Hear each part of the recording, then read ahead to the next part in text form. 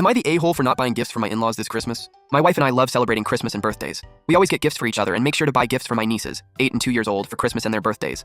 We also buy gifts for my sister-in-law and mother-in-law for these occasions. If we can't be there in person, we live several states away, we send the gifts directly to their house and they wrap them. Here's where it gets frustrating. They only buy gifts for my wife when we're not physically there. For example, my birthday was a few months ago and I didn't receive anything, but we sent gifts to both my mother-in-law and sister-in-law for their birthdays. They even make sure to text my wife with exactly what they want.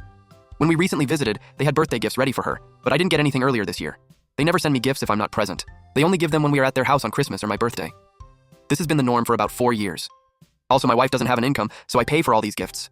It really bothers me that they constantly ignore me unless we visit in person, yet they expect me to buy gifts for them regardless. That's why I told my wife I don't want to buy gifts for my mother-in-law or sister-in-law this year. I will continue buying gifts for my nieces, but if she wants to buy for her mother or sister, she can use her allowance from now on. She's upset about my decision, but I don't feel like they treat me as part of the family, and I want to stick to my stance. I feel bad for my wife because she's caught in the middle and it's not her fault. This isn't about the gifts themselves, I don't care what I get. It's the lack of consideration or acknowledgement that makes me feel excluded. Regarding the allowance, it was my wife's idea to budget expenses. She uses it to buy what she wants or gifts without overspending. The money is ours jointly, and she knows I'll provide if she ever needs something. She could technically just use the allowance to buy gifts for her mother and sister, but she obviously doesn't want to do that if it will upset me.